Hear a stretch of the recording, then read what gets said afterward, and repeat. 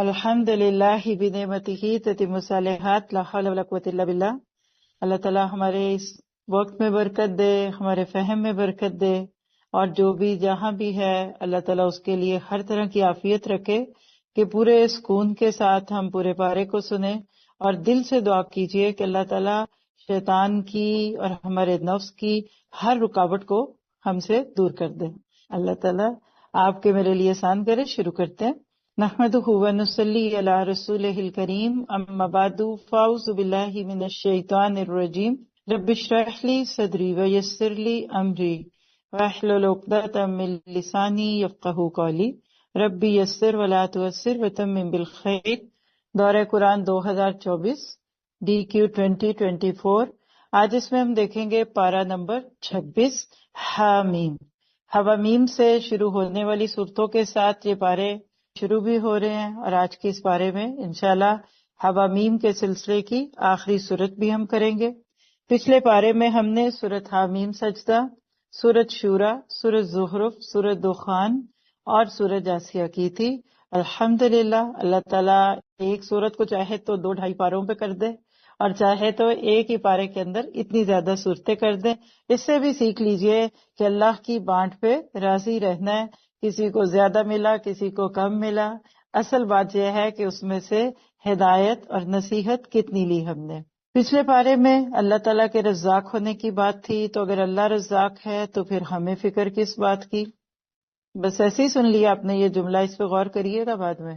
ہم میں سے بہت سارے لوگ عمومی طور پہ، میں تو کہوں گی کہ عادتاً زیادہ فکر رزق کی ہی کرتے ہیں جو اللہ سبحانہ تعالیٰ نے اپنے ہاتھ میں رکھا ہوا ہے۔ پھر ہم نے سیکھا سورہ شورا میں کہ مصیبتیں جو بھی آتی ہیں وہ اپنے ہاتھوں کا کیا دھرا ہوتا ہے، اور بہت ساری چیزوں کو تو اللہ تعالیٰ معاف بھی فرما دیتے ہیں۔ دنیا کا مال و زر صرف متاع قلیل ہے، تو پھر اس کی فکر کس بات کی، اور اس کے بارے میں انسان زیادہ غم کیوں کرے؟ جو مل جائے اس پہ اللہ کا شکر ادا کرے، اس کو اچھے طریقے سے استعمال کرے، اور جو نہ ملے اس کا غم نہ کرے۔ کسی نے کہا کہ جو ملا نہیں اس کا غم نہیں، کیونکہ جو مل گیا وہ بھی کسی سے کم نہیں۔ پھر اس کے بعد سرکشوں کا بدترین انجام ہے، اور اللہ تعالیٰ کو آیات کونیہ کے ذریعے سے پہچاننا ہے۔ ہم نے اس پچھلے حصے میں سورۃ جاثیہ کی تھی۔ اگر آپ کو ایک ایک سورت کا مزاج سمجھ آ رہا ہے، مجھے اندازہ بھی ہوتا ہے کہ یہ کبھی کبھی ہمارے لیے مشکل بھی ہوتا ہے اور اتنا کچھ کور کرنا، لیکن وہ ایک حرص ہے کہ چلیے، یعنی ہمارے وہ ساتھی جو سال میں بس ایک بار دورہ قرآن کے ذریعے پورے قرآن پاک سے گزرتے ہیں، تو ایٹ لیسٹ ان کو صورتوں کا تو معلوم ہو۔ تو سورۃ جاثیہ کے بارے میں جو بھی ہماری پوری ہوئی، تو آپ نے دیکھا ہوگا کہ اللہ نے العزیز اور الحکیم کا لفظ استعمال کیا، گویا کہ اس نے کائنات کو ایک مقصد کے ساتھ پیدا کی ہے، ہمیں بھی اپنی زندگیوں کو بمقصد رکھنا ہے۔ پھر اس پوری صورت کے اندر دنیا پرستی سے بچنے اور آخرت کی فکر کرنے کی بات تھی۔ حوامیم کے سلسلے کی یہ 6ٹھی صورت ہے، اور مکہ کے قیام کے تیسرے دور میں یہ صورت نازل ہوئی تھی۔ سورۃ دخان کے بالکل ساتھ جڑی ہوئی صورت، اور حقیقت ہے کہ یہ وہ صورتیں ہیں کہ جن کا زمانہ نزول بھی تقریباً ایک ہی طرح کا ہے، 790 میں جبکہ قحط پڑا تھا اس وقت کی صورت ہے، اور اللہ تعالیٰ کی صفات العزیز اور الحکیم اس میں ہمیں دکھی۔ اب آج ہم دیکھیں گے کہ سورۃ جاثیہ کے بعد ہم اگلے پارے کو شروع کر رہے ہیں سورۃ الاحقاف سے۔ ان دونوں کے بیچ میں ربط کیا ہے؟ سورۃ جاثیہ میں فرعون کی فرعونیت کی وجوہات بتائی گئیں، تکبر اور غرور تھی، دہریت، دنیا پرستی اور خواہشات نفس، یعنی آپ کہہ سکتے ہیں کہ وہاں فرعون کی فرعونیت کی وجہ تھی، تو اس بارے میں قوم عاد کی وہ چیزیں ہمیں دکھیں گی کہ جس کی وجہ سے اللہ تعالیٰ نے ان کو ڈبویا۔ اس بارے میں جس کو آج میں اور آپ شروع کرنے لگے ہیں، بڑی محبت سے ایمان کی پکار 7 دفعہ ہے، اور یہی ہر پارے کا حسن ہوتا ہے جو آپ محسوس کرتے ہیں کہ اس میں کتنی دفعہ اللہ نے بندوں کو پکارا ہے۔ سورۃ محمد آیت 7 اور 33، اور پھر حجرات کی آیت نمبر 1، 2، 6، 11 اور 12، ان میں اللہ تعالیٰ نے آپ کو مجھے پکارا۔ پارہ نمبر 26 کا مین تھیم کیا ہے؟ محمد صلی اللہ علیہ وسلم اور اصحاب محمد صلی اللہ علیہ وسلم، Prophet Muhammad and the companions صلی اللہ علیہ وسلم۔ ہم آج اس بارے میں جتنی بھی صورتیں کرنے والے ہیں، اس میں نبی صلی اللہ علیہ وسلم اور آپ کے ساتھیوں کا کم و بیش تذکرہ ہے، یعنی پورا پارا انہی لوگوں کے گرد گھومتا ہے جن کو ہم کہہ سکتے ہیں کہ دنیا کے بہترین انسان۔ نصر من اللہ و فتح قریب، اللہ کی مدد کس پہ آتی ہے اور شکست فتح میں کن کی بدلتی ہے؟ جن کو یہ سبق یاد رہتا ہے کہ اطاعت کا اجر عبادت کے اجر سے زیادہ ہے، اور یہ صحابہ کرام تھے۔ اس پارے کی جو مین صورت ہے وہ صورت فتح ہی ہے کہ جب مسلمان گھر سے نکلے تھے عمرے کے ارادے سے، لیکن بالکل مکہ سے قریب روک لیے گئے۔ ہم جیسا ہوتا تو پتہ نہیں کتنی بدشگونیاں کر کے آ جاتا کہ اوہو تمہارے تو قسمت میں ہی نہیں، کوئی جرم ہی کیا ہے، کوئی گناہ ہی کیا ہے۔ کبھی خواتین جاتی ہیں اور بیماری کی وجہ سے روک دی جائیں، اور سب سے زیادہ وہ فکر کا لمحہ ہوتا ہے۔ ایک تو یہ کہ ادھر سے گئے اور عمرہ نہ کر سکے، کچھ اور پرابلم آ گئی۔ دوسرا سب سے بڑا مسئلہ کیا ہوتا ہے کہ لوگ کیا کہیں گے، اور ماشاءاللہ پھر لوگ جو کچھ کہتے ہیں آپ کو پتہ ہے قسمت میں نہیں تھا، اللہ نے نہیں بلایا، اور دیکھو نا یہ ہوا اور وہ ہوا۔ یعنی جس کو آپ کہتے ہیں کہ آپ جیسے دوستوں کے ہوتے دشمنوں کی کیا ضرورت ہے۔ زخموں پہ نمک چھڑکنے والا انداز ہوتا ہے عموماً ہمارے کلچر میں بہت سارے لوگوں کا۔ صحابہ کرام بالکل واکنگ ڈسٹنس تک پہنچ گئے تھے حرم کے، اور جب اللہ کے نبی ایک ایسا معاہدہ کر کے آگے جو صحابہ کو بھی نہیں سمجھ آیا۔ یاد رکھیں ضروری نہیں ہوتا کہ لیڈرز کی اور ماں باپ کی اور استادوں کی ہر بات وقت پہ سمجھ آئے۔ ہماری عقل ایک چھوٹے برتن کی ہوتی ہے، جیسے اللہ تعالیٰ کی ذات، اللہ تعالیٰ کی بات کو ہم لوگ نہیں سمجھ پاتے، اسی طرح ہمیں اپنے بڑوں کی باتیں بھی سمجھ نہیں آتی۔ لیکن صحابہ اسی لیے تو صحابہ تھے کہ انہوں نے اپنے نفلی عبادات کو پیچھے کر کے اللہ کے نبی کی اطاعت کے اجر کو سمجھا۔ آج امت مسلمہ میں عبادات کا رجحان ہے، نفل پڑھنے کو، نفلی نمازوں کو اور وظائف کو کرنا نیکی کا معیار ہے۔ کسی کے نفلوں سے اس کی نیکی گنی جاتی ہے، الحمدللہ اس میں کوئی حرج نہیں، لیکن بات تو یہ ہے کہ وہی عبادت قبول ہوگی جس کے پیچھے اطاعت ہوگی۔ تو صحابہ کرام نے یہ کیا، انشاءاللہ سورت کے ساتھ ساتھ ہم مزید سمجھیں گے اس کو۔ مجھے ہے حکم ازاں لا الہ الا اللہ۔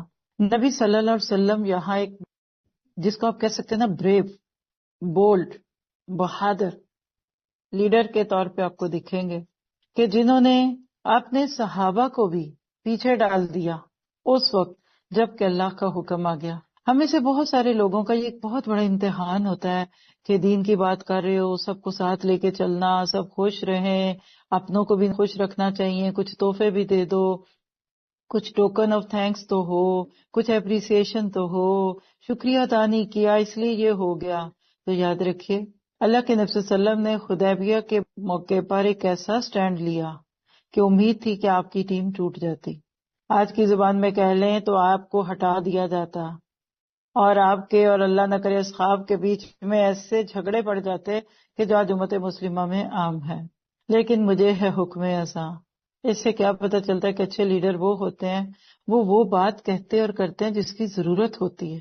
آپ اپنے بچپن کو ذہن میں لائیے، آپ کے ماں باپ کی کتنی چیزیں آپ کو پسند نہیں آتی تھی، اور اگر ہماری مرضی پہ رہتے تو ہم میں سے تو کوئی شاید میٹرک بھی نہ کرتا، دانت بھی نہ روز صاف کرتے، خوب میٹھی چیزیں کھاتے۔ تو یاد رکھیے گا کہ یہ جو بات ہے نا کہ اللہ کا حکم اور اللہ جو کہتا ہے لا طاعۃ لمخلوق فی معصیۃ الخالق، یہ بڑے جی گردے کا کام ہے۔ میں یہاں آپ سب پیرنٹس کو ایک درد بھری بات کہوں گی کہ بہت سارے ماں باپ کو بھی حکم ازاں ہوتا ہے کہ وہ لا الہ الا اللہ اپنے بچوں پہ طاری کریں، بچوں کے تعلقات کے ساتھ ان کی بری چیزوں پہ روکنا ٹوکنا، لیکن لوگ نہیں کہتے۔ آج کے ماں باپ اپنے بچوں سے ڈرتے ہیں، یہ اتنا بڑا جرم ہے کہ جس کی وجہ سے پھر اللہ تعالیٰ کئی چیزیں انسانوں کے دلوں پر مسلط کر دیتا ہے۔ حق کو حق کہیے، کیونکہ الحق کو مرو، ٹھیک ہے کڑوا ہے، اب کڑوے کو میٹھا تو میں نہیں کہہ سکتا، تو لہٰذا بات صحیح کیجیے۔ اپنی فیورٹ لینی ہے نا تو آپ کو اپنا لوگوں کا فیورٹیز میں سے بننا ہے تو پھر جو مرضی کیجیے۔ تو بہرحال ایمان کی طاقت، اہل بیت رضوان، یہ وہ وقت تھا کہ جس وقت اندر سے لوگ ٹوٹ چکے ہوتے ہیں، باہر سے بھی ٹوٹنے کا خطرہ ہوتا ہے، لیکن وہ کیا طاقت تھی کہ جنہوں نے بغیر ہاتھوں میں تیر اور تلواریں اور کسی قسم کے ہتھیار کے ہونے کے بھی صحابہ کرام کو اللہ کے نبی کی پکار پہ لبیک کہنے کی توفیق دی، ہی ایمان ہوتا ہے۔ آج اسی ایمان کو پانا ہے۔ پورا پارا ایک قسم کا ٹریننگ سیشن ہے، آپ لکھنا چاہیں تو لکھ لیں، نیو مسلمز کا ٹریننگ سیشن۔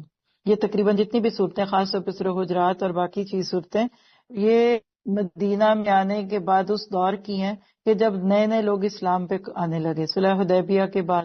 تو جو نیو مسلمز ہوتے ہیں نا، ان کو مزاج نہیں پتا ہوتا، جیسے آج نئے لوگوں کو ایک دوسرے کا مزاج نہیں پتا ہوتا، اور ایک وقت آتا ہے کہ وہ بہت اس کو پسند کرتے ہیں. صحابہ کرام کے ذریعے آپ کی میری تربیت کی گئی. اللہ کرے کہ یہ پارہ آپ کو مجھے اللہ کے قریب کر دے. اب چلتے ہیں. پارے کا انداز کچھ ایسا ہے کہ سورۃ الاحقاف میں چونکہ وہی باتیں ہیں جو پیچھے بھی ریپیٹ ہوئیں، ہم اس کو ذرا سا فاسٹ پیس پہ پڑھیں گے. پچھلی قوموں میں سے ایک قوم کا ہی نام ہے سورۃ الاحقاف میں، اور لیکن جو زیادہ ہم پوری کوشش کریں گے کہ جو پارے کا عمود ہے نا، وہ سورۃ محمد اور سورۃ فتح ہے. تو پورے پارے میں یوں کہہ لیجئے کہ دونوں سائڈز کو ہلکا رکھیں گے. اینڈ پہ سورۃ قاف اور سورۃ زاریات آتی ہیں جو نسبتاً لائٹ صورتیں ہیں، لیکن جو بیچ میں اس پورے پارے کا مڈل پارٹ ہے نا، جس میں سورہ محمد اور سورہ فتح اور سورہ حجرات، میں بھی کوشش کروں گی کہ اس مختصر سا وقت جو ہمیں اس وقت ملا ہے اس میں ان کو زیادہ ہائی لائٹ کریں ہم. تو 46 نمبر کی سورہ ہے، 35 آیات ہیں. احقاف حکف سے ہے. اس کا مرکزی مضمون قوم عاد کے انجام سے عبرت حاصل کرو اور العزیز الحکیم پر ایمان لاؤ. پچھلی صورت میں بھی دیکھا، ادھر بھی اللہ غالب ہے، آج بھی غالب ہے، دشمنوں کو ناکو چنے چبوانے پہ غالب ہے. لیکن ابھی کیوں نہیں پکڑا؟ اس لیے کہ حکیم بھی ہے. تو قوم عاد کا ہی دوسرا نام صاحب احقاف ہے. پھر اس کے اندر جنات کے ایمان لانے اور ایک کی نشست سے بہت کچھ سیکھ کر جا کر دوسروں کو بتانے والا یعنی مبلغ بننا آپ کو دکھے گا. یہ سورت شوال 10 میں نازل ہوئی، ہجرت مدینہ سے تقریباً 3 سال قبل. اللہ کے نبی طائف گئے، وہاں لوگوں نے آپ کی ناقدری کی، آپ دل شکستہ تھے. جب وہاں سے واپس پلٹ رہے تھے تو وہی بات ہے کہ جیسے خالی جگہوں پہ فرشتے ہوتے ہیں، تو جب انسانوں نے نہیں قدر کی تو اللہ نے جنات کو بھیجا. اللہ کے نبی کو وہ اپنی بستی میں لے کر گئے، اور اس موقع پہ جو والدی نخلا کے مقام پر جو بات چیت ہوئی اسی کا تذکرہ آپ کو اس صورت میں ملے گا. یہ وہ دور تھا جب اللہ کے نبی پر جادوگر اور جھوٹے ہونے کے الزامات تھے. اور یہاں ایک بات نوٹ ضرور کر لیجئے کہ حامیم سے ہونے والی صورتوں میں یہ آخری صورت ہے. الحمدللہ ہم نے ساری اکٹھی پڑھ لی. اللہ تعالی ہمیں عمل کی بھی توفیق دے. قوموں کی ہلاکت کے اصول ہیں اس صورت میں، قرآن پاک کی خصوصیات ہیں، مشرکین کے منفی رویوں کا تذکرہ ہے اور استقامت کا ذکر ہے. پھر اس کا سب سے ایموشنل پارٹ جو ہے وہ کیا ہے؟ والدین کے حقوق، جب کہ اولادیں ان سے پہلے دین پہ آ جائیں. آج یہ گھر گھر کا مسئلہ ہے. ماں باپ اسی روایتی دین پہ ہیں جس پہ ہم میں سے پچھلی 2 جنریشن ایٹ لیسٹ موجود ہیں. یہ نئی نسل خاص طور پہ جو قرآن اور سنت سے جڑی تو گھروں میں پھر جھگڑے، اور نیک اولادیں پھر ایک آنکھ سے روتی ہیں اور ایک سے ہنستی ہیں کہ ہم نیکیاں بھی کر رہے ہیں اور ہمارے ماں باپ ہم سے خوش نہیں. تو انشاءاللہ آج آپ کو اس صورت میں اس کا تذکرہ ملے گا. اور جنات کے قبول اسلام اور ان کی تبلیغی خدمات کا تذکرہ سنتے وقت آپ نے میں نے اپنے لیے دعا کرنی ہے کہ مالک ہمیں بھی اسلام کے ساتھ اس قرآن کو قبول کر کے اس راستے میں بھاگنے والا بنا دے. اور سورت کا بالکل اینڈ بڑا سینٹیمنٹل ہے. اللہ کے نبی کو صبر اور عزم کی نصیحت ہے اور فاسقین کی ہلاکت کی دھمکی. یعنی وہی بات ہے کہ جو جیسا کرے گا اس کے ساتھ پھر ویسا ہی ہوگا. آئیے اس کے ترجمے پہ فوکس کرتے ہیں. بسم اللہ الرحمن الرحیم. رکوع نمبر 1 آیت نمبر 1 سے 10. رسول کی ناقدری. آپ اس سورت کو پڑھتے وقت نا اب اس درد کو محسوس کریں، اور آپ کو ان پاروں میں ہوگا. آگے جا کر تو آپ کو صورتیں بھی بتاؤں گی کہ وہاں سے آنورڈ ساری صورتیں اللہ کے نبی کے بارے میں، حق والوں کو ان کی زندگی میں چھٹلایا ہی کیا. آج جس طرح شوق اور محبت سے لوگ نبی صلی اللہ علیہ وسلم کا نام لیتے ہیں، عمل کرے نہ کرے، بات مانے نہ مانے، لیکن محبت تو کرتے ہیں، اس میں کوئی شک نہیں. مسلمان کے خمیر میں نبی صلی اللہ علیہ وسلم کی محبت ہے، لیکن بات یہ ہے کہ وہ اس پیغام کی قدر نہیں کرتے. تو لہٰذا اس کو پڑھتے وقت ذرا سا دل میں درود شریف اور اللہ کے نبی کی محبت کو محسوس کریں گے. اور یہ صرف نبی کے ساتھ نہیں، ہر نبی کے ساتھ ایسا ہی دکھے گا. چلیے بسم اللہ الرحمن الرحیم.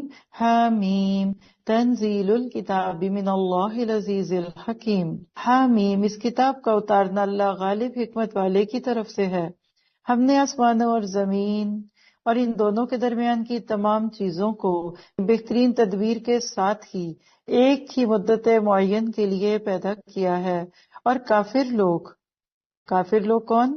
جو آپ کے انکاری تھے، اور کافر لوگ جس چیز سے ڈرائے جاتے تھے اس سے منہ موڑ لیتے ہیں، یعنی ڈر کے نہیں دیتے۔ آپ کہہ دیجئے کہ بھلو دیکھو تو صحیح، کیا کہ تم جنہیں اللہ کے سوا پکارتے ہو، مجھے بھی تو دکھاؤ کہ انہوں نے زمین کا کون سا ٹکڑا بنایا ہے یا آسمانوں میں ان کا کوئی حصہ ہے۔ اگر تم سچے ہو تو اس سے پہلے ہی کوئی کتاب یا کوئی علم ہے جو نقل کیا جاتا ہو، میرے پاس لے آؤ۔ یاد رکھیے علم دو ہی ہیں، ایک الہامی اور ایک انسانوں کا تحقیقاتی علم، جس کو سیکرٹ اور سیکولر نالج کہتے ہیں۔ دونوں قسم کے علوم کی کتابیں کھول کے دیکھ لیجیے، آپ کو کہیں بھی 2 خداؤں یا 3 خداؤں کے ثبوت نہیں ملتے۔ اسی لیے اللہ تعالیٰ ان کو چیلنج کر رہے ہیں، اور اس سے بڑھ کر اور گمراہ کون ہوگا جو اللہ کے سوا ایسوں کو پکارتا ہے جو قیامت تک اس کی دعا قبول نہ کر سکے، بلکہ اس کے پکارنے سے محض بے خبر ہوں۔ اور جب لوگوں کو جمع کیا جائے گا تو یہ ان کے دشمن ہو جائیں گے اور ان کی پرستش سے صاف انکار کر جائیں گے، اور انہیں جب ہماری واضح آیتیں پڑھ کر سنائی جاتی ہیں تو منکر لوگ سچی بات کو جب کہ ان کے پاس آ چکی کہہ دیتے ہیں کہ یہ تو کھلا جادو ہے۔ کیا وہ کہتے ہیں کہ اسے تو اس نے خود گھڑ لی ہے؟ آپ کہہ دیجئے کہ اگر میں ہی سے بنا لایا ہوں تو تم میرے لیے اللہ تعالیٰ کی طرف سے کسی چیز کا اختیار نہیں رکھتے۔ دیکھیے ہر دور میں انبیاء کو یہی تانا دیا گیا کہ جھوٹ ہے، یہ کیسے ہوگا، آج کے دور کل کے دور، یعنی وہی سٹائل آپ کو اس میں بھی دکھ رہا ہے۔ تم اس قرآن کے بارے میں جو کچھ کہہ سن رہے ہو اللہ اسے خوب جانتا ہے، میرے اور تمہارے درمیان گواہی کے لیے وہی کافی ہے، اور وہ بخشنے والا مہربان ہے۔ آپ کہہ دیجئے کہ میں کوئی بالکل انوکھا پیغمبر تو نہیں، نہ مجھے یہ معلوم ہے کہ میرے ساتھ اور تمہارے ساتھ کیا کیا جائے گا۔ اس کو ہائی لائٹ کریں۔ انبیاء کرام کو غیب اتنا اور اس وقت ہی معلوم ہوتا ہے جب اور جتنا اللہ بتانا چاہے۔ میں تو صرف اس کی پیروی کرتا ہوں جو میری طرف وحی بھیجی جاتی ہے، اور میں تو صرف علل اعلان آگاہ کر دینے والا ہی ہوں۔ کتنا ڈاؤن ٹو ارتھ سٹائل ہے نبی کا، کوئی اپنے بارے میں بڑے بڑے دعوے نہیں ہیں کہ میں تو یہ کر سکتا، میں تو وہ کر سکتا۔ آپ کہہ دیجئے اگر یہ قرآن اللہ تعالیٰ ہی کی طرف سے ہو اور تم نے اسے نہ مانا ہو، اور بنی اسرائیل کا ایک گواہ اس جیسی گواہی بھی دے چکا ہو اور وہ ایمان بھی لا چکا ہو، اور تم نے سرکشی کی ہو، تو بے شک اللہ تعالیٰ ظالموں کو راہ نہیں دکھاتا۔ تو کیا پتہ چلا کہ پچھلے انبیاء میں سے ایک نبی کا تذکرہ کر کے اللہ نے ہمیں کیا بتایا؟ Faith in action. اللہ کے سوا کسی کے پاس دعاؤں کی قبولیت کا اختیار نہیں، صرف اسی سے مانگنا ہے۔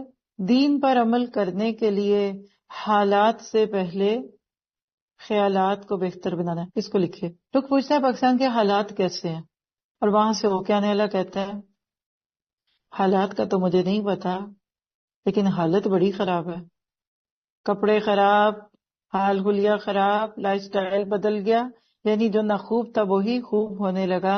تو یاد رکھیے اللہ تعالیٰ کی مدد لینے کے لیے بندے کو اپنی حالت سنوارنی ہوتی ہے، پھر حالات سنورتے ہیں۔ اسی لیے اب اگلے رکوع میں استقامت کی بات ہے، رکوع نمبر 2 11 سے 20۔ اصل قیمت استقامت کی ہے، اور یہ سچ ہے۔ آپ کسی بھی چیز کی قیمت کیوں دیتے ہیں؟ اس کی ڈیوریبلٹی کے لیے۔ اس کا ایک چھوٹا سا نام لکھنا ہے تو لکھ لیں کہ سستا روئے بار بار، مہنگا روئے ایک بار۔ فطری بات ہے، انسان کوئی بھی چیز خریدے تو اس کا دل کرتا ہے یہ زیادہ دیر چلے، یہ چیز بعد میں دھوکہ نہ دے دے۔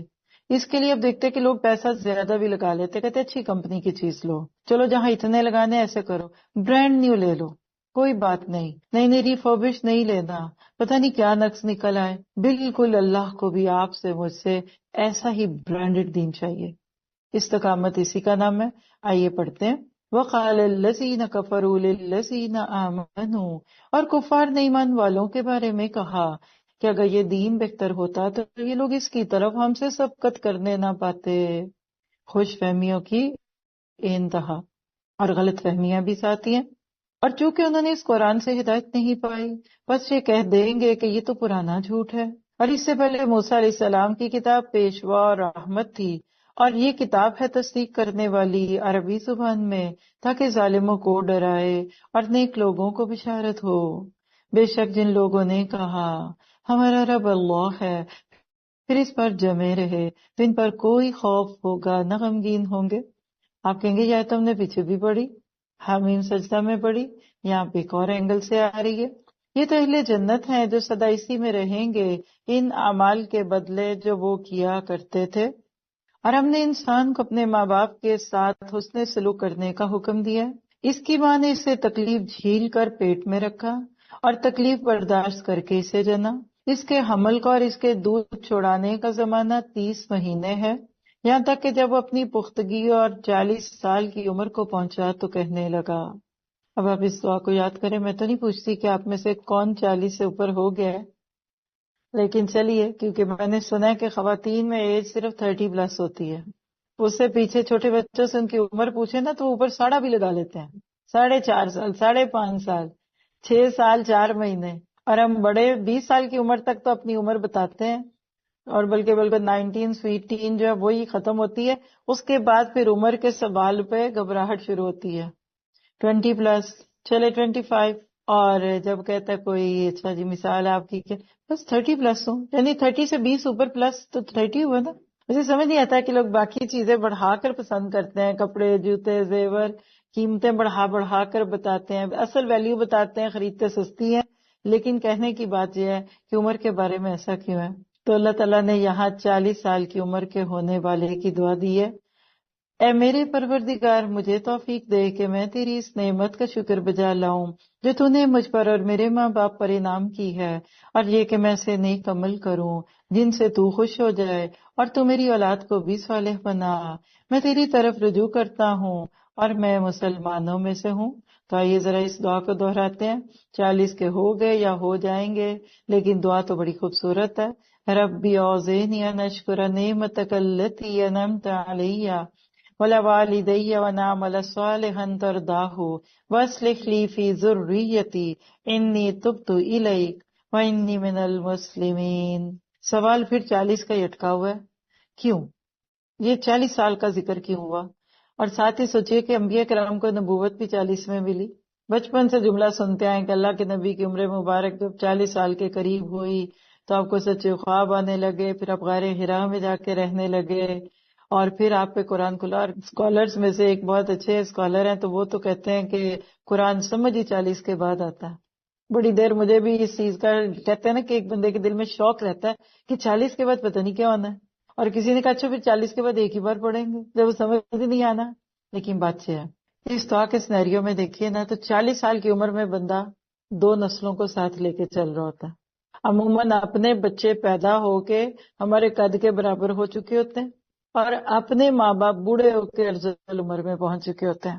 یہ تو 3 نسلوں، ایک اپنی جنریشن یعنی ہسبینڈ وائف، پھر بچے جو چھوٹے ہیں، اور میاں بیوی کہہ لیجئے کہ دونوں کے ماں باپ کو لیں تو ساس سسر، کبھی لڑکی کے ماں باپ ساتھ ہوتے ہیں اور کبھی لڑکے کے، تو یہ وقت بہت مشکل ہوتا ہے۔ اور یہ بات بہت بڑی حقیقت ہے کہ کوئی بھی اسپاؤس اپنے ماں باپ میں سے کسی ایک کے حق ادا نہیں کر سکتا جب تک دوسرا اس کی مدد نہ کرے۔ سمجھ لیجیے، آپ اپنے ماں باپ کو اپنے ساتھ رکھنا چاہتی ہیں کیونکہ آپ اکیلی بیٹی ہیں، آپ کا بھائی نہیں یا ہیں تو نہیں ہے، یا کوئی بھی ہمارے کلچر میں خاص طور پہ انڈو پاک میں بیٹی کے گھر کا پانی بھی حرام سمجھتے ہیں۔ حالانکہ حدیثوں سے پتہ چلتا ہے کہ اللہ کے نبی حضرت فاطمہ کے گھر جایا کرتے اور وہ جو حسب توفیق ان کے آگے رکھتی وہ شوق سے کھاتے۔ یہ ہندوانہ کلچر ہے کہ بیٹی کے گھر کا پانی نہیں پینا، یہ ہے وہ ہے۔ لیکن یہ ہے کہ اب شوہر اگر ساتھ نہ دے تو بیوی کیسے ماں باپ کو خوش رکھے گی؟ بالکل اسی طرح میں اپنے سمیت آپ سب کو بھی کہوں گی کہ ہم سب کو بھی اپنے شوہروں کے ماں باپ کو ایک خوش رکھنے میں اپنے شوہروں کی مدد کرنی چاہیے، کیونکہ اپنے میکے تو موسٹلی دور ہوتے ہیں نا، لیکن شوہر کی ماں یا باپ تو ساتھ ہی ہوتے ہیں، تو تھوڑا سا صبر کیجئے، کمزور سہارے ہیں، دعائیں ہی دیں گے، اگر وہ اپنے بیٹے کو دعا دیں گے تو آپ کو ہی لگنی ہے۔ آپ یہ کہہ لیں کہ وہ اپنے بیٹے کو نہیں، آپ کے شوہر کو دعا دے رہے ہیں، آپ کے بچوں کے باپ کو دعا دے رہے ہیں، تو ہمیشہ سینیریو اچھا رکھیے، گھروں کا ماحول اچھا رکھیں۔ ان پیارے رشتوں کو جتنا زیادہ پیار سے دیکھیں گے، نبھائیں گے، آپ دیکھیں گے کہ اللہ تعالیٰ خود بخود آپ کے دلوں میں سکون ڈالے گا۔ اور اگر کسی عورت نے اپنے شوہر کی سچی محبت لینی ہے نا تو ایک اصول دل میں رکھ لے، کبھی اس کے ماں باپ کی برائی نہ کرے شوہر سے۔ ماں کان بھرے، ماں کان پکڑے، ماں اس کو برا کہے بھلا کہے، کانوں میں باٹے ڈالیں. جب وہ بندی آگے سے کچھ برا کہے گی نہیں تو آخر وہ کوئی اتنا بیوقوف مرد تو نہیں آپ کے ماں باپ نے آپ کے لیے چنا. کوئی بدھو سا تو نہیں لے کے دیا آپ کو. اس کو بھی تو عقل ہے نا کہ یہ میری بیوی تو کبھی میرے میکے کے خلاف بات نہیں کرتی, اس نے تو ہمیشہ میری ماں کی بہنوں کی تعریف کی. یہ ہے وہ راز جو بیٹیوں کو نہیں ملتا نا تو گھر ٹوٹتے ہیں. اور معاف کیجیے کہ ہمارے کلچر میں تو شادی کے موقع پہ گانوں میں پورا ذہنی طور پہ تیار کر کے بھیجتے ہیں کہ اس گھر میں ایک ہونہار قسم کی ساس اور درندہ صرف قسم کی کوئی نندے اور بھانجے ہوں گی. رشتوں کا مذاق نہ کروائیے, رشتے بڑے پیارے ہوتے ہیں, ان رشتوں کو نبھانے میں ہی زندگی کا حسن ہے. اللہ تعالیٰ فرماتے ہیں کہ اس دعا کو مانگنے والوں کو ہم کیا دیتے ہیں, یہی وہ لوگ ہیں جن کے نیک اعمال تو ہم قبول فرما لیتے ہیں اور جن کے بد اعمال سے درگزر کر لیتے ہیں, اور یہ جنتی لوگوں میں ہیں اس سچے وعدے کے مطابق جو ان سے کیا جاتا ہے. اور الحمدللہ ہم انڈو پاک کلچر میں رہنے والے خوش قسمت ہیں. مانیے نہ مانیے, ابھی ہماری اس جنریشن تک بھی ماں باپ کی قدر ہے. ٹھیک ہے حق نہیں ادا کر سکتے لیکن ان کو خوش رکھنے کی کوشش پوری کرتے ہیں. یہ سچ ہے, اس میں کوئی جھوٹ نہیں ہے, کیونکہ ماں باپ کے ساتھ تعلق. آپ دیکھیے کہ 40 سال کا بیٹا بھی کیوں نہ ماں کی گود میں سار رکھ کے بیٹھتا ہے, امی ذرا تیل لگا دیں, یہ امی آپ کے ہاتھ کی چائے پینی ہے, مجھے تو اپنی ماں کے ہاتھ کا کھانا چاہیے. یہ محبت ہے نا, یہ پیار ہے. دور کہیں بھی بیٹھے, اچھا امی دعا کرنا میرے لیے یہ. تو یہ جو دور بیٹھے بچے بچیاں اپنے ماں باپ کی دعائیں لیتے ہیں نا, یہ ہمارے کلچر کا تحفہ ہے. جس کلچر کے پیچھے ہم وہ کہتے ہیں کہ خدا آپ اپنے خنجر سے یہ تہذیب خودکشی کرے گی, تو ادھر تو خاندان ہی نہیں ہے. وہاں تو پتہ نہیں باپ کدھر چلا گیا تھا اپنی خواہش پوری کرنے کے بعد. ادھر تو مائیں بیچاری اکیلی سنگل مومس بن کے بیٹھی ہیں. تو قدر کیجیے. آپ اپنے سسرال اور اپنے میکے یعنی ماں باپ دونوں طرف مدر اینڈ فادر ہے, ان کی جتنی کیئر کریں گے نا, غیر محسوس طریقے سے آپ کے بچے دیکھیں گے, وہ بھی آپ کو دیکھ رہے ہوتے ہیں. اور اسی طرح سے اولڈ ہومز اور day care centre are equal to. بچپن میں آپ نے ان کو ڈے کیئر میں ڈالا تو بڑے ہو کے وہ آپ کو کدھر ڈالیں گے. مسلم گھروں میں سے ہر گھر اولڈ ہوم ہوتا ہے اور ہر گھر ڈے کیئر ہوتا ہے, کیونکہ مسلم فیملیز میں یہ سب ہوتے ہیں. ہماری تو فیملی 2 بچے خوشحال کرانے کی نہیں ہے. We don't believe in burger family. ہمارے گھر میں 2 بوڑھے اور 2 میاں بیوی کے علاوہ جتنے مرضی بچے اللہ دے دے. اللہ کے نبی نے کہا میں اپنی امت کی کثرت پہ مان کروں گا. لیکن آپ دیکھیے کہ آج ہم اپنے جس دور سے گزرے, ہم نے خود اپنے ہاتھوں اپنے پاؤں پہ کلہاڑی ماری. ہم نے شروع سے وہ سلوگن کر کے اور 2 بچے ہی اچھے کر کے جو پیدا کی نسلیں, اس کا کیا طریقہ وہ ذرا سگلے سے کو پڑی. اب اس کا اپوزٹ ہے. اور جس نے اپنے ماں باپ سے کہا کہ میں تم سے تنگ آ گیا تو مجھ سے یہی کہتے رہو گے کہ میں مرنے کے بعد پھر زندہ ہو جاؤں گا. مجھ سے پہلے بھی امتیں گزر چکی ہیں, وہ دونوں جناب باری تعالیٰ میں فریادیں کرتے ہیں اور کہتے ہیں تجھے خرابی ہو تو ایمان لے آ, بے شک اللہ کا وعدہ حق ہے. وہ جواب دیتا ہے کہ یہ تو صرف اگلوں کے افسانے ہیں. یہی وہ لوگ ہیں جن پر اللہ کے عذاب کا وعدہ سچ ہو گیا, ان جنات اور انسانوں کے گروہوں کے ساتھ جو ان سے پہلے گزر چکے ہیں. یقیناً یہ نقصان پانے والے تھے, اور ہر ایک اپنے اپنے اعمال کے مطابق درجے ملیں گے, تاکہ وہ انہیں ان کے اعمال کے پورے پورے بدلے دے اور ان پر ظلم نہ کیا جائے. اور جس دن کافر جہنم کے سرے پر لائے جائیں گے, ذرا تصور کی نگاہ سے دیکھیں, اور کہا جائے گا تم نے اپنی نیکیاں دنیا کی زندگی میں ہی برباد کر دیں اور ان سے فائدے اٹھا چکے, بس آج تمہیں ذلت کے عذاب کی سزا دی جائے گی, اس باعث کہ تم زمین میں ناحق تکبر کیا کرتے تھے, اور اس باعث بھی کہ تم حکم عدولی یعنی نافرمانی کرتے تھے. تو کیا پتہ چلا کہ وہ لوگ جو اپنے ماں باپ کا حق نہیں دیتے وہ اللہ کا حق بھی نہیں دیتے. لکھ کے رکھ لیجئے, جو اللہ سے نہیں ڈرتا وہ ماں باپ سے بھی نہیں ڈرتا, اور جو اللہ سے ڈرتا ہے وہ ماں باپ سے بھی ڈرتا ہے اور ان کا خیال رکھتا ہے. ادھر آیت 11 کے اندر ایک جملہ تھا کہ لو کان خیرم ما سبقونا الیہ. یہ تکبر بھرا جملہ تھا کفار کا. کہتے تھے اگر یہ دین اچھا ہوتا تو پھر یہ غریبوں کو کیسے مل گیا, بلال کیسے مسلمان ہو گئے, عبداللہ بن مسعود کیسے اسلام پہ آ گئے. یعنی ان کا خیال ہوتا ہے کہ ہر اچھی چیز سب سے پہلے ہمیں ملنی ہوتی ہے. اچھا نہیں تو نہ صحیح. کیا پتا چلا کہ غرور اور تکبر بندے کی عقل کو مار دیتے ہیں, ختم کرتے ہیں, مت مار دیتے ہیں غرور اور تکبر. متکبر انسان اپنی عقل اور اپنے عمل کو معیار بنا لیتا ہے. ایسے لوگوں سے اللہ تعالیٰ ہدایت کی توفیق چھینتا ہے. اپنے لیے دعا کریں, جہاں اللہ کا کوئی حکم آ جائے میں نے اس کے آگے نہ عقل کے گھوڑے دوڑانے ہیں اور نہ زبان چلانی ہے. فیتھ ان ایکشن، اللہ تعالیٰ اپنی طرف آنے والے کو چونکہ ہدایت دیتا ہے تو آنے کی پوری کوشش کرنی ہے. اللہ سے اللہ کے پسندیدہ عمل کرنے کی توفیق مانگنی ہے. غرور اور بد کرداری کا انجام آخرت میں ذلت کا عذاب ہوگا، اس لیے ان سے بچنے کی کوشش کرنی ہے. اپنے والدین کے ساتھ احسان کا معاملہ کرنا، والدین کی زندگی میں اور ان کی وفات کے بعد بھی ان کے لیے دعائیں کرتے رہنا. سوال پیدا ہوتا ہے کیسے؟ آپ دیکھیے کہ جب ہم 40s کے ہوتے ہیں نا، تھوڑی سی میچورٹی تو ہمیں آ جاتی ہے، لیکن ماں باپ بوڑھے ارذل عمر میں، ظاہر ہے کہ اگر آپ 40 میں ہیں تو ماں باپ 60-70 کے قریب ہوں گے نا. ایک نسل سے دوسری کے بیچ میں 20 سے 25 سال کا فرق تو ہوتا ہے، اور وہ بھی اگر آپ پہلی بچہ ہے.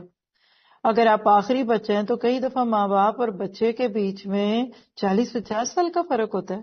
کسی کو اللہ ایک وہ لیٹ بیبی دے دیتا ہے تو وہ بچہ تو بہت ہی فرق پہ ہوتا ہے. اب ایسے وقت میں احسان کیا کریں؟ دیکھیے یہ نہیں بدلیں گے. ایک جملہ لکھیں اپنے دل پہ، یہ بوڑھی ہڈیاں، یہ بوڑھے درخت اب نہیں بدلیں گے، یہ نہیں جھکیں گے، یہ خود کو نہیں بدلیں گے، بلکہ جوانی سے زیادہ چڑچڑے ہوں گے.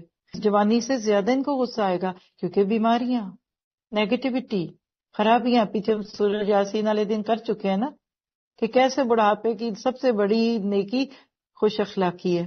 آپ اچھے خاصے ان کو فون کریں گے، آگے سے ڈانٹ پڑ جائے گی. انہوں نے بات بھی لاڈ کی بھی غصے میں ہی کرنی ہے، ٹون ہی ایسی ہونی ہے کہ ہو سکتا ہے آپ غصہ، وہ جو مرضی بولے چپ کر جائیں، جواب نہ دیں، بیک آنسر نہ دیں، اور دعائیں لے لیجئے، دعائیں دے دی، ان سے باتیں سن لیں.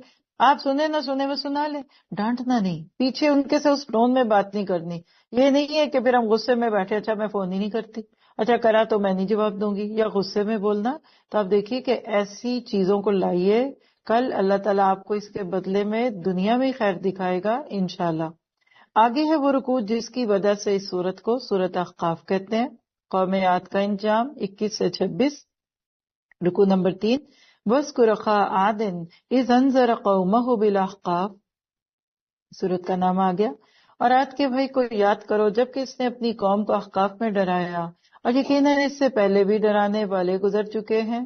اور اس کے بعد بھی یہ کہ تم سوائے اللہ تعالیٰ کے کسی اور کی عبادت نہ کرو، بے شک میں تم پر بڑے دن کے عذاب سے خوف کھاتا ہوں. قوم نے جواب دیا، کیا آپ ہمارے پاس اس لیے آئے ہیں کہ ہمیں اپنے معبودوں کی پرستش سے باز رکھیں؟ بس اگر آپ سچے ہیں تو جس عذاب کا آپ وعدہ کرتے ہیں اسے ہم پر لا ڈالیں. آپ ہر قوم میں یہ سٹبنس دیکھیں گے. ظاہر ہے ان کو یقین تھا نا کہ عذاب نہیں آنا، تبھی یہ بول رہے تھے نا. جیسے لوگ کہتے چلاؤ پھر مارو مجھے، پتا ہوتا ہے اس کو کہ اپنے نہیں مارنا، اور اللہ نے پھر انہی کی کہی بات کو ثابت کر دیا. حضرت ہود علیہ السلام نے کہا اس کا علم تو اللہ ہی کے پاس ہے. اس سے پتہ چلتا ہے کہ انبیاء کرام بحثوں میں نہیں پڑتے. میں تو جو پیغام دے کر بھیجا گیا تھا وہی تمہیں پہنچا رہا ہوں. ادھر بھی نوٹ کیجئے، اپنی حیثیت سے آگے نہیں بڑھنا چاہیے. میں دیکھ رہا ہوں کہ تم لوگ تو نادانی کرتے ہو. پھر جب انہوں نے عذاب کو بادل کی صورت میں آتے دیکھا اپنی وادیوں کی طرف تو کہنے لگے یہ بادل ہم پر برسنے والا ہے. نہیں بلکہ دراصل یہ ابر وہ عذاب ہے جس کی تم جلدی کر رہے ہو. ہوا ہے جس میں دردناک عذاب ہے. لکھیے عذاب کے بادل کو پانی والا بادل سمجھے تھے. یہی تباہ ہونے والی قوموں کا حال ہوتا ہے.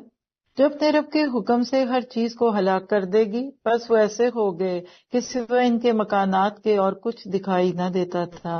گناہگاروں کے گروہ کو ہم ایسی ہی سزا دیتے ہیں. کیا پتہ چلا کہ اللہ تعالیٰ نے اس میں یہ چیز بتا دی، جب قومیں اللہ کی دی ہوئی مہلت سے فائدہ نہیں اٹھاتی تو پھر اللہ تعالیٰ ان کی پکڑ لے آتا ہے. اور بالیقین ہم نے قوم عاد کو وہ اسباب، مقدور مین قوتیں، طاقت، ریسورسز دیے تھے جو تمہیں تو دیے بھی نہیں. یہ جو آج ہم کہتے ہیں نا ہمیں بہت کچھ مل گیا، آج سب آرٹیفیشل ہے. پہلے دور کے لوگوں کو تو ریئل گولڈ کے برتن ملے اور ان کے پاس تو بہت ساری قدرتی چیزیں ہوتی تھی، اور ہم نے انہیں کان، آنکھیں اور دل بھی دے رکھے تھے، لیکن ان کے کانوں اور آنکھوں اور دلوں نے انہیں کچھ بھی نفع نہ پہنچایا جبکہ وہ اللہ تعالیٰ کی آیتوں کا انکار کرنے لگے، اور جس چیز کا وہ مذاق اڑایا کرتے تھے وہی ان پر الٹ پڑی. یعنی جس چیز کو وہ حقیر سمجھتے تھے اللہ نے اسی کے ساتھ ان کو پکڑا. تو کیا سیکھا ہم نے اس واقعے سے؟ کہ اللہ تعالیٰ سے مصیبت کے آنے سے پناہ مانگنی ہے. ہدایت سے دور با اختیار شخص کے اختیارات اس کے کام نہیں آتے. اللہم لا مانع لما اعطیت والی بات کو ذہن میں رکھ کر سوچیں تو آپ کو یہ بات سمجھ آئے گی. اور اللہ تعالیٰ کی آیتوں کا مذاق ان چیزوں سے اڑایا جاتا ہے، اس سے ان کی گرفت کی جائے گی. یعنی جس چیز سے وہ مذاق اڑاتے تھے، آج بھی اب دیکھیے کہ جو لوگ اللہ تعالیٰ کے دین کا مذاق اڑاتے ہیں نا، وہی چیز سامنے آتی ہے. تو کیا پتہ چلا کہ ہم نے کبھی بھی کسی ایسی چیز کا مذاق نہیں اڑانا جس کا اللہ تعالیٰ نے ہمیں حکم دیا. آگے کو نمبر 4 27 سے 35 27 to 35 جنوں کا اللہ اور رسول پر ایمان لانا. یہ ہے وہ واقعہ جو آپ کو بیچ میں کہا، تھوڑا سا اس کو پڑھ کر آگے چلتے ہیں. وَلَقَدْ أَخْلَقْنَا مَا حَوْلَكُم مِّنَ الْقُرَىٰ، نخلا کی وادی ہے، طائف کے سفر کے رستے میں یہ جگہ آتی ہے اور اللہ کے نبی وہاں سے گزرتے ہیں. اور یقیناً ہم نے تمہارے آس پاس کی بستیاں تباہ کر دیں اور طرح طرح کی ہم نے اپنی نشانیاں بیان کر دیں تاکہ وہ رجوع کر لیں. بس قرب الہی حاصل کرنے کے لیے انہوں نے اللہ کے سوا جن جن کو اپنا معبود بنا رکھا تھا انہوں نے ان کی مدد کیوں نہ کی. کرونا آیا، کدھر گئے سارے بزرگ اور کرنی والے؟ جب اللہ نے ٹالا پھر ہی ٹلا. آج جنگیں لگی ہوئی ہیں بزرگوں سے، اور کہیے قبر والوں سے فلاں جنگ روک لیں. بارش ہو رہی ہے، ذرا بابا جی سے کہیں بارش روک دیں. عقل میں بھی بات نہیں آتی جس کو شیطان اتنا حسین کر کے لوگوں کو دکھاتا ہے. بلکہ وہ تو ان سے کھو گئے. یعنی وہی بات ہے کہ وہی پتے ہوا دینے لگے جن پہ تکیہ تھا. بلکہ دراصل یہ محض جھوٹ اور بالکل بہتان تھا. کیا کہ فلاں میری مدد کر سکتا ہے اور فلاں میری مدد کر سکتا ہے. اور یاد کرو جب کہ ہم نے جنوں کی ایک جماعت کو آپ کی طرف متوجہ کیا کہ وہ قرآن سنے، جب نبی صلی اللہ علیہ وسلم کے پاس پہنچ گئے تو ایک دوسرے سے کہنے لگے خاموش ہو جاؤ. پھر جب پڑھ کر ختم ہو گیا تو اپنی قوم کو خبردار کرنے کے لیے واپس لوٹ گئے. کہنے لگے ہماری قوم، ہم نے یقیناً وہ کتاب سنی ہے جو موسیٰ علیہ السلام کے بعد نازل کی گئی ہے، جو اپنے سے پہلی کتابوں کی تصدیق کرنے والی ہے، جو سچے دین کی اور راہ راست کی رہنمائی کرتی ہے.